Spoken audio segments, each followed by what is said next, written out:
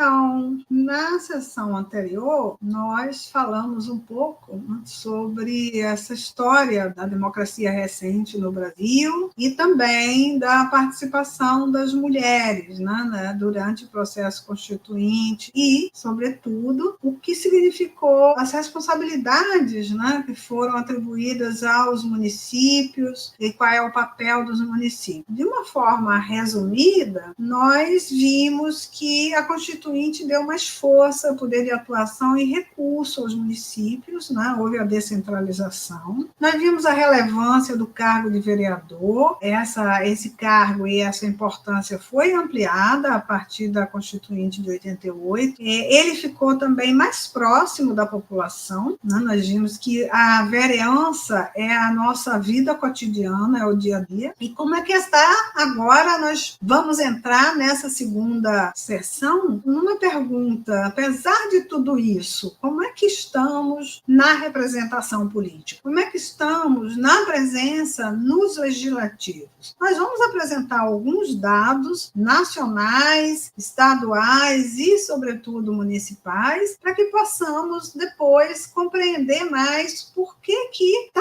no legislativo importa, por que a vereança importa. É desse aspecto que vamos tratar a seguir. E para isso, eu convido nossas colegas do núcleo e da equipe desse projeto, a Eudete Pereira de Mello e a Fafá Silveira, para que possamos apresentar esses dados e comentar um pouquinho para que vocês tenham ideia de qual é a presença atual das mulheres nos cargos legislativos no Brasil. Preocupantes. Por isso mesmo, precisamos realmente participar dessas eleições municipais. Então, vamos falar um pouquinho agora desses dados, né? Vamos ver um pouco como é que é a nossa situação, como eu tinha comentado no final do episódio passado, preocupante, né? Embora a gente venha crescendo, mas muito preocupante. Vamos ver um pouco os dados de deputado federal, os dados nacionais, assim, o cargo de deputado federal, que é o cargo da representação legislativa mais importante, quer dizer, tem Senado também, mas os dois, vamos ver? Ok, Clara, vamos passar agora para os deputados federais. A gente, finalmente, em 2022, alcançou 18%, né? Eu estava comentando, né? Dobrou um pouquinho mais, dobrou em 20 anos. É importante lembrar, né, que, na realidade, nós temos, em 1998, nós tivemos a lei de cotas aplicada ao país inteiro, né? Antes era só município, e o crescimento foi 0, né? E depois continuou, assim, nós continuamos quase patinando entre 2002 e 2006, e o grande salto que a gente dá, esse entre 2014 e 2018, né? Que passamos de 9,9% para 15%, foi o maior salto no período todo, né, um incremento, ele se deve, em parte, ao fato de que em 2018 foi aprovada, né, aquela lei. A gente vai, inclusive, ao final dessa sessão, a gente vai deixar uma síntese, uma espécie de linha de tempo das legislações, né? Em 2018 foi aprovado, foi aprovado o TSE e o Supremo Tribunal responderam positivamente àquela ADI, arguição de inconstitucionalidade, em que colegas, né, de ONGs, algumas parlamentares e também acadêmicas, né, questionaram a inconstitucionalidade de ter sido criado o Fundo Especial de Financiamento de Campanha e isso não se aplicar para as mulheres. Então, demandaram que um mínimo de 30% fosse dos recursos do Fundo Especial e também do fundo partidário que fosse usado para campanha eleitoral fosse destinado às mulheres. Então, foi uma parte, né, o que pelo menos os estudos mostram, foi que a partir disso aqui a gente tem uma parte desse crescimento em 2014 e 2018 foi porque entrou dinheiro, né? Como a gente sabe, o dinheiro importa muito. E aí depois a gente vai ter, finalmente em 2022, nós vamos chegar a 17,7%. Diga-se de passagem que a média de representação na América Latina já é de cerca de 30%, e alguns países, como o México, agora acabou de ter a paridade, né? Então, crescemos, sem dúvida, mas é muito pouco. porta da política é uma porta que ainda permanece fechada. Fechada. Como você diz, né? Precisamos arrombar essa porta. Arrombar essa porta. Quer dizer, e precisamos fazer isso em todos os âmbitos, não é? Que a gente vai ver nos dados a seguir, é que em todos os cargos eletivos, as mulheres têm dificuldade de acesso e os números são muito abaixo do resultado da América Latina, dos resultados internacionais. A gente começa com esses dados também nacionais, porque os dados de deputados federais são o parâmetro internacional para medir a presença das mulheres na política. Mas lembrando que aqui a gente está focando nos dados do poder local, a gente vai chegar lá. Esse dado, inclusive, é importante dizer a quem estiver interessado aqui, existe um site internacional, né, que chama IPU, Interparliamentary Union, que traz o ranking, né, a colocação de todos os países do mundo. E o Brasil atualmente está no 133º lugar de 180 a 190 países e ocupa a última posição na América Latina. Lembrando que o Brasil foi um dos pioneiros na implantação das cotas de gênero na América Latina. A América Latina que é também pioneira no mundo, mas somente agora, além do dado que a Clara trouxe do financiamento eleitoral, somente agora os partidos começaram a ser sancionados, a ser punidos quando não cumprem a legislação de cotas de gênero. Então, é uma outra frente, né, que a gente atua, tentando que essas sanções sejam realmente executadas para esses partidos que não cumprem as regras. Agora eu vou passar a próxima tela. Deixa eu completar, Fafá. E além do mais, o Brasil é um dos primeiros países que admitiu o voto feminino em 1932. Isso. Olha como nós andamos devagar, parece um cágado. Somos pioneiros na colocação das leis, mas não na implantação das leis, como você bem colocou no episódio anterior. Exatamente. Agora, aqui nós vemos os dados de deputados estaduais e distritais, está considerando também Brasília. É muito semelhante ao dado de deputadas federais. A gente tem o mesmo salto observado em 2018 e 2022, também em decorrência da aplicação das sanções e do financiamento eleitoral. A gente vai passar esse dado um pouquinho mais rápido, porque a gente ainda tem bastante slide aí para vocês. É mais um panorama da situação da mulher na política nacional para a gente chegar no local. É praticamente idêntico ao que nós temos no nacional. Agora nós temos o dado de senadores e senadoras. Para senador e senadora, a gente pede um pouco de atenção, porque o nosso Senado é eleito num sistema que ele muda a cada eleição, ele é intercalado. Então, numa eleição, a gente tem eleição majoritária, que só elege um senador por estado, e na outra eleição, a gente elege 2 senadores por estado. Então, essas vagas oscilam um pouquinho mais, né? Tem um efeito gangorra por conta disso. Mas é também um local difícil para as mulheres. Só que a gente observava um crescimento até 2014. Por que no Senado a gente não tem esse efeito do dinheiro sendo percebido? O que a gente viu que os cargos majoritários, os partidos começaram a usar o dinheiro que iria para a candidatura de mulheres para colocá-las como vice. Então, a gente teve uma explosão de mulheres candidatas a vice, ao cargo de suplente no Senado, a vice-governadoras, e isso pode ter tido um efeito de atrapalhar esse crescimento possível por conta do incremento financeiro. A nossa lei de cotas de gênero, ela é sobre os cargos proporcionais. Agora, o financiamento eleitoral está sendo aplicado tanto nos proporcionais quanto nos cargos executivos. É uma decisão do próprio partido decidir como vai usar. A única regra é que ele respeite a proporção de candidaturas que ele tem disponível para concorrer naquele pleito, mas ele pode aplicar também nesses cargos majoritários. E os majoritários também, como a literatura aponta de ciência política, são cargos mais concorridos e mais caros, então considerados mais difíceis de acesso para outsiders como mulheres, negros e outras das ditas minorias. É importante considerar também, né, que nós não temos cota para Senado, né? É importante deixar claro isso no Brasil. Em outros países na América Latina existem cotas para Senado, mas a nossa cota ele é só para senador, é considerado um cargo majoritário, legislativo, mas majoritário. Então, nós só temos cotas para deputado federal, deputados estaduais e vereadores. E a aplicação do recurso, ela é para todas as mulheres. É isso que é interessante, né, e que é muito debatido. O recurso é o mínimo de 30% para mulheres, mas pode ser desde majoritários candidatos a governo, como também vereadores.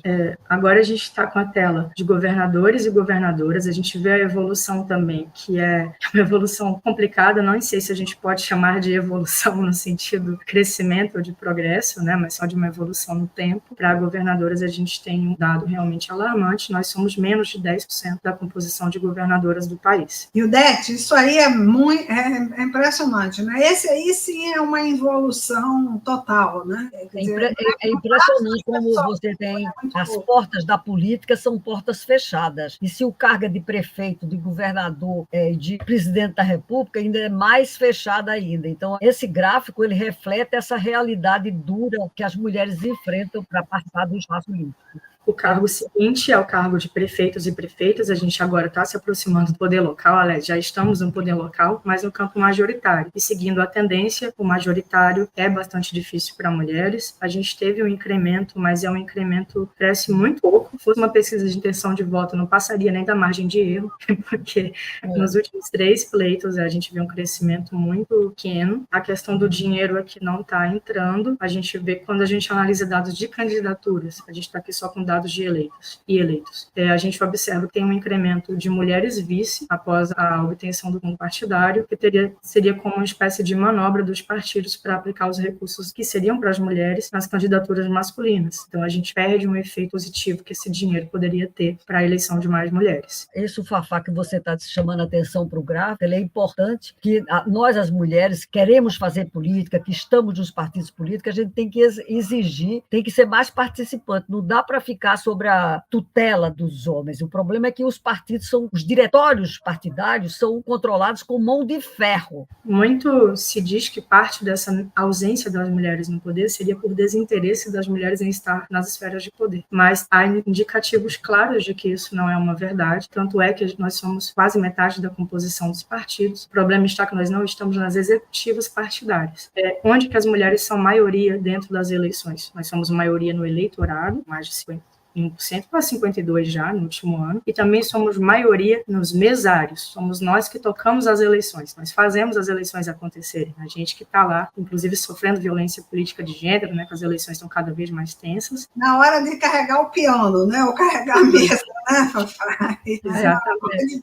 É quase como se fosse uma função de cuidado, né, a gente está ali recebendo o eleitor, garantindo que o voto seja realizado, concretizado, que é o momento mais importante, né, da eleição, mas não é o único momento. Mas na hora mesmo da decisão, a gente ainda é um pouquinho afastado dessa esfera. Isso é que a gente precisa acabar, né, gente? Exatamente, como ser maioria nos cargos também. Pois é, a gente precisa trabalhar nas eleições, mas também participar delas como figura de proa. Então, vamos lá. É assim que a gente começa, denunciando a exploração que os homens fazem com relação à participação política das mulheres. Inclusive, nisso há uma divisão sexual do trabalho, não é? Uhum. Agora nós vamos tratar das vereadoras e vereadoras no Brasil. A gente observa também a mesma dificuldade apresentada dos outros cargos. A gente tem um crescimento a partir de 2016 que é mais acentuado do que o dos anos anteriores, que eram praticamente anos estáticos, não havia grandes variações na participação de mulheres no poder, na vereança, mas em 2020 a gente tem um salto para 16% de vereadores. A gente espera que seja ainda maior em 2024. Em 2020 já estava valendo a nova lei de financiamento eleitoral, mas ela ainda estava sendo aplicada. Os partidos ainda estavam, né, entendendo como funcionaria essa nova lei, os diretórios e as mulheres dos partidos. Então aqui a gente tem o dado do Brasil, mas o Brasil é muito grande, então a gente vai apresentar agora também um mapa. Esse mapa foi elaborado pelo projeto De Olho nas Urnas, de 2024, da Universidade Federal de Goiás. Eles fizeram um índice de equilíbrio de gênero. Esse índice considerou não apenas os cargos de vereadoras, mas todas aquelas que se elegeram nos estados em 2020. Então tem prefeitos e vereadores. Mas mostra, através desse índice, o desequilíbrio que existe entre os estados. Então, tanto o número de vereadores é baixo, como ele é bastante distinto entre os estados. A gente tem os estados do Nordeste, alguns que estão mais no eixo norte, com uma participação um pouco melhor. Os estados do sul também do Brasil apresentaram um índice um pouco melhor de eleição de mulheres vereadoras, mas esse grande litoral, que concentra a faixa de população maior do país, ainda tem bastante dificuldade em eleger mulheres vereadoras. No dados. Agradeço desde já o projeto de Olho nas Urnas, cito aqui os créditos, a gente vai colocar nos comentários o link para acesso à pesquisa, e a seguir a gente vai começar a tratar dos dados do Rio de Janeiro. O Rio de Janeiro é o lanterninha nacional quanto à participação de mulheres nas vereadoras. Em 2020, a última eleição que a gente teve para legislativo municipal, o Rio de Janeiro ficou em último lugar quanto à eleição de vereadoras. E se a gente retorna o dado que a gente acabou de exibir do Brasil, os dados do Rio são bem abaixo, tanto no último pleito quanto nos anos anteriores. O Brasil está acima de 10% já há um tempo na eleição de vereadoras, e o Rio continua abaixo dos 10%. É um dado bastante preocupante. A gente, como um núcleo baseado no Rio de Janeiro, da Universidade Estadual do Rio de Janeiro, chama a atenção para o dado do Estado Fluminense. Eu queria chamar a atenção para uma outra coisa. O Rio de Janeiro, de qualquer maneira, na história da política das mulheres, o Rio de Janeiro foi aqui no espaço fluminense que explodiu a luta das mulheres desde a década de 30. E impressionante como, ao longo do tempo,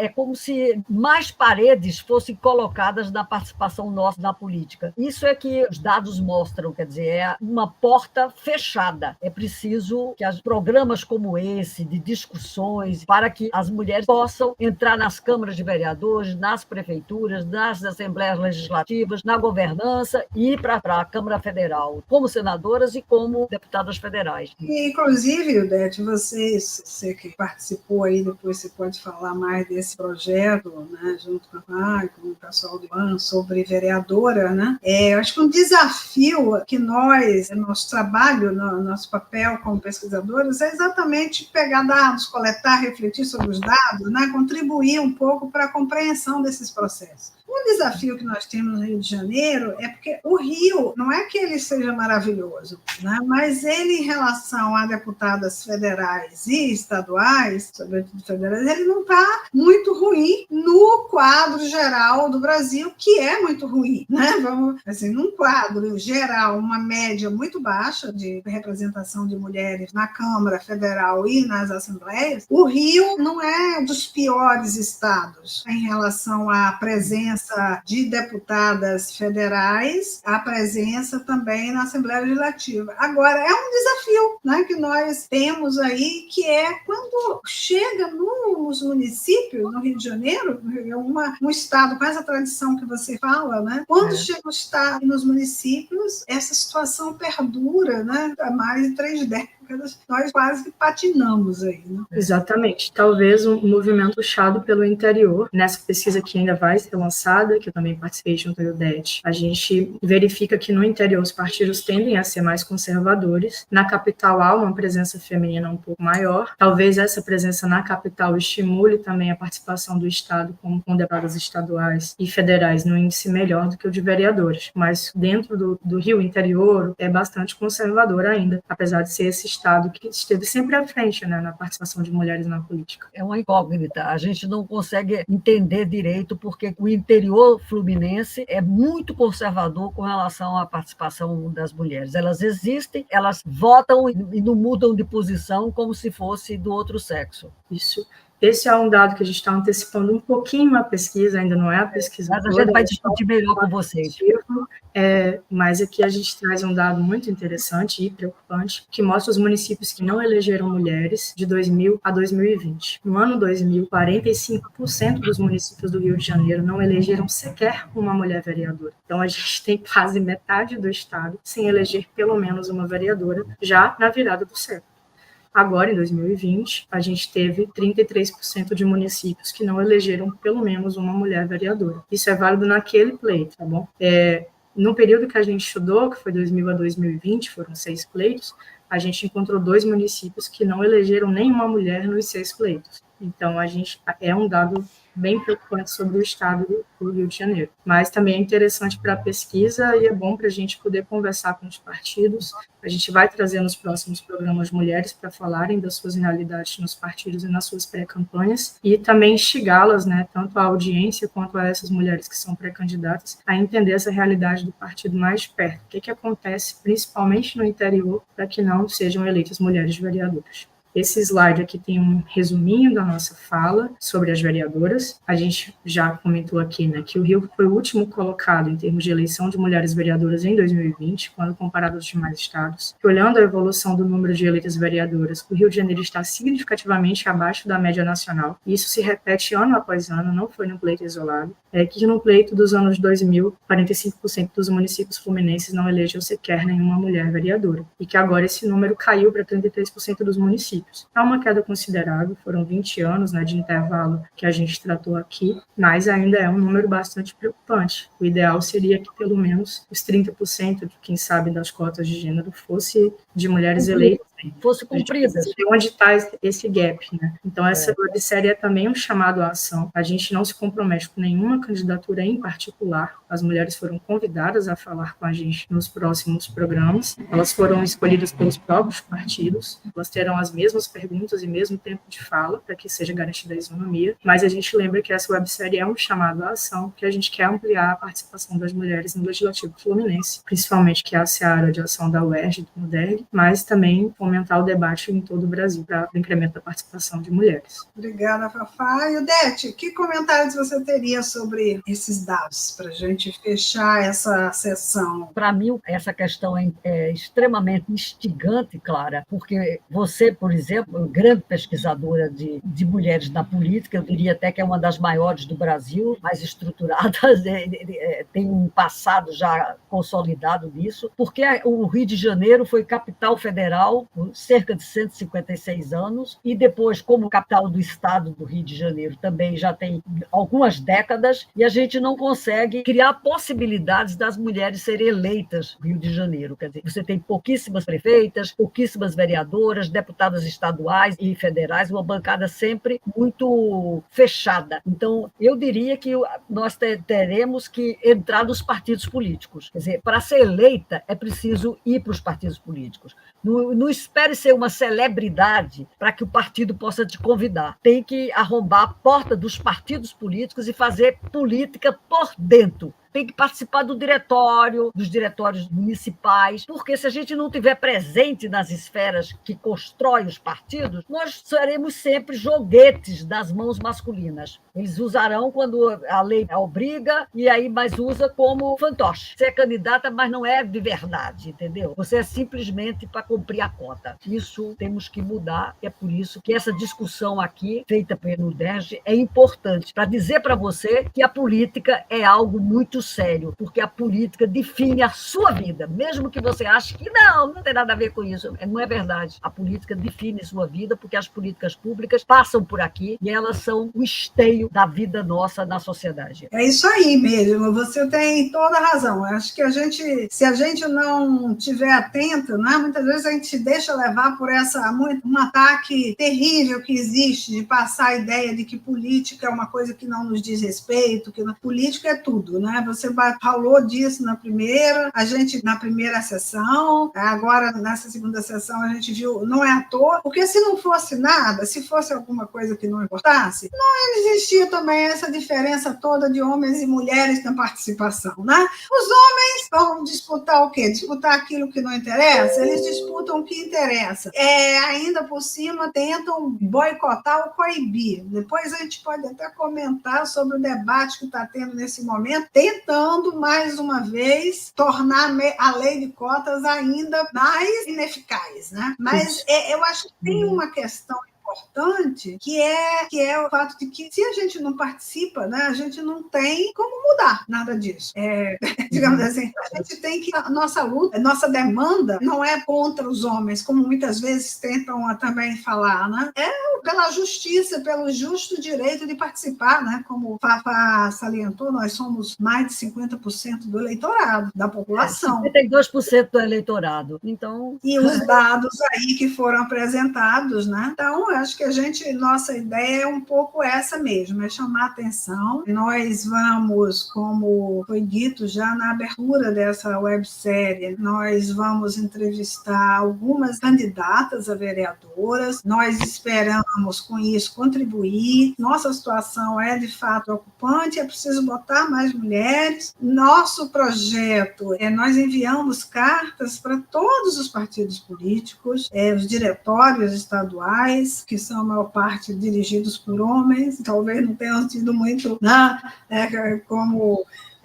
como nós chegamos às mulheres, mas todos os partidos e os diretórios que nos retornaram, nós marcamos uma entrevista. Nosso critério, como foi dito no início dessa websérie, no primeiro programa, é que mulheres que não fossem já vereadoras, porque nosso objetivo é abrir as portas, né? É dar espaço, nós vamos apresentar nas sessões seguintes, né, essas entrevistas com candidatas de partidos que nos retornar. Então, com isso, né, nós finalizamos essa segunda sessão. Agradeço muito as minhas companheiras aqui de programa, né, a Ildete e a Fafá. Nós seguimos, né, estaremos participando das sessões seguintes e esperamos que vocês gostem, aproveitem, né, e que com isso a gente possa voltar aqui, né, Ildete e Fafá, depois das comemorando, quem sabe.